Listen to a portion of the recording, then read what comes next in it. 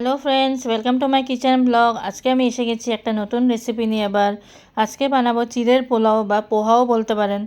তো আসুন দেখি এটা বানাতে কি কি লাগছে আমাদের।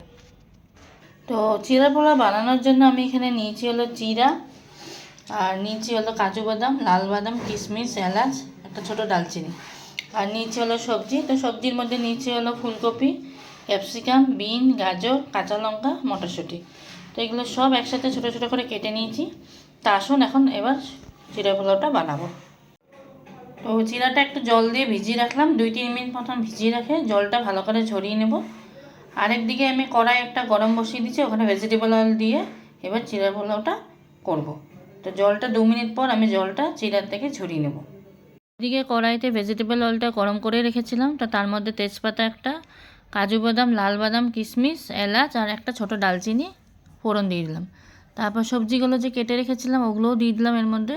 সব দিয়ে একটু ভালো করে ভেজে নেব। তারপর একটু আদা কুচি কুচি করেছিলাম সেটাও ওর মধ্যে দিয়ে দিলাম। দিয়ে এবার চিড়াটা যে জল থেকে ঝরিয়ে নিয়েছিলাম, ভালো করে কিন্তু জল থেকে ঝরিয়ে নিতে হবে, নাহলে কিন্তু গলে যাবে। তো ওটাও দিয়ে দিলাম, চিড়াটা দিয়ে ভালো করে একটু নাড়াচাড়া করলাম। নাড়াচাড়া করার পর ওর মধ্যে 1 চামচ নুন, 1 চামচ চিনি আর 1 চামচ হলুদ। চিনিটা অপশনাল, আপনারা যদি মিষ্টি মিষ্টি না খান, যদি ঝাল খান তাহলে চিনিটা দেবেন না। একটু চিনিটা দিলে একটু ভাল লাগে তাই একটু দিলাম। তো এগুলো দিয়ে ভালো করে একটু ভাজতে হবে চিড়াটাকে। ভালো করে কিছুক্ষণ ভাজার পর তারপর ওর মধ্যে জল দিয়ে দেবো। জল দিয়ে সামান্য জল দেবেন, জল কিন্তু বেশি দেবেন না, বেশি জল দিলে কিন্তু গলে যাবে। সামান্য একটু জল দিয়ে চাপা দিয়ে রাখতে হবে। তারপর ঝরঝরা যখন হয়ে যাবে চিড়ার পোলাওটা, ওটার মধ্যে সামান্য একটু ঘি দিয়ে ভালো করে আরেকবার ভেজে নিয়ে নামিয়ে নেব।